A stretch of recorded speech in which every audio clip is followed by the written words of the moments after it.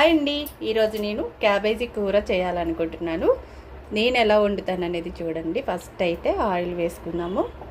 నేనైతే ఫ్రై లాగా చేస్తాను, కూరలాగా చేయను అనమాట. దానికోసం కొంచెం ఆయిల్ వేస్తున్నాను.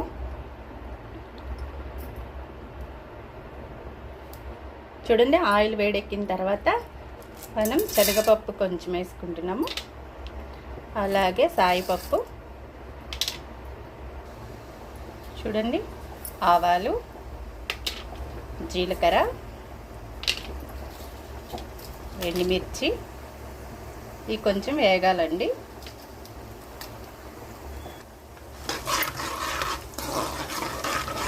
ఇలా కొంచెం కలుపుకుంటూ వేపుకోవాలి.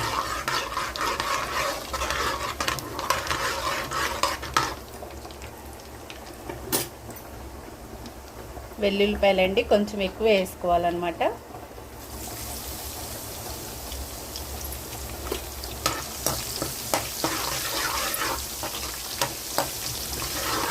కొంచెం వేగాలి మంచిగా.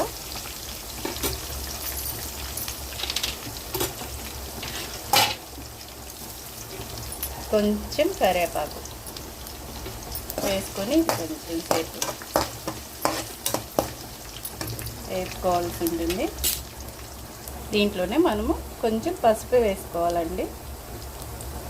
చూడండి, ఇంత సరిపోతుంది. ఇది కొంచెం కలుపుకోవాలి.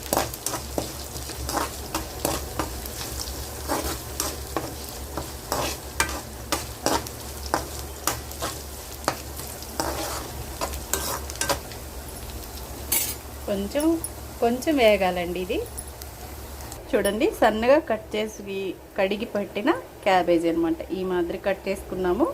ఇదైతే మనం ఫ్రై కోసమే. చూడండి, తాలింపు వేగిపోయింది కదా. ఇదైతే కొంచెం వేసుకోవాలి.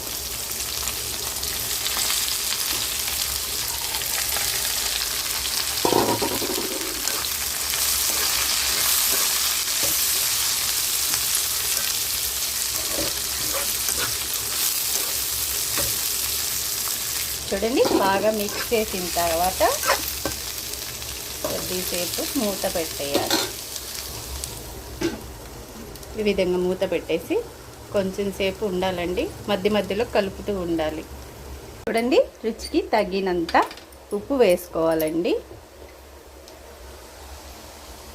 కొంచెం వేగిన తర్వాత ఇప్పుడు ఉప్పు వేస్తున్నాం మనము. రుచికి తగినంత వేసుకోవాలి. నేను సరిపోతుంది. ఇదంతా మంచిగా కలుపుకోవాలి.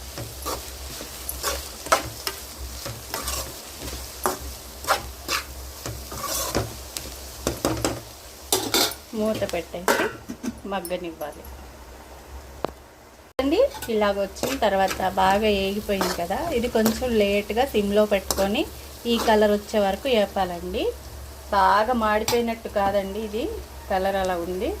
చూడండి, రుచికి తగినంత కారం అయితే వేసుకోవాలి. ఎక్కువ వేసుకోకూడదండి, ఘాటుగా ఉంటుందన్నమాట. ఇంత సరిపోతుంది. ఇది బాగా మిక్స్ చేసేసుకోవాలి. కారం వేసిన తర్వాత మనం ఎక్కువసేపు ఉంచకూడదు అనమాట. ఎక్కువసేపు ఉంచామంటే నల్లగా అయిపోతుందండి, కారం మాడిపోయినట్టు. అలా ఉంచకుండా కారం వేసినాక జస్ట్ ఇలా మిక్స్ చేసి ఒక నిమిషం ఉంచండి చాలు. చూడండి, ఇలా మిక్స్ చేసిన తర్వాత కొంచెం మూత పెట్టేసుకొని అండి. ఎక్కువసేపు కూడా ఉంచకూడదు అనమాట. ఎక్కువసేపు ఉంచామంటే కారం నల్లగా అయిపోయి కూర కూడా నల్లగా కనిపిస్తుంది అన్నమాట. అంతేనండి, క్యాబేజీ ఫ్రై రెడీ అయిపోయింది. చక్కగా వేడివేడి అన్నంతో తిన్నామంటే సూపర్ ఉంటుంది. Thank you.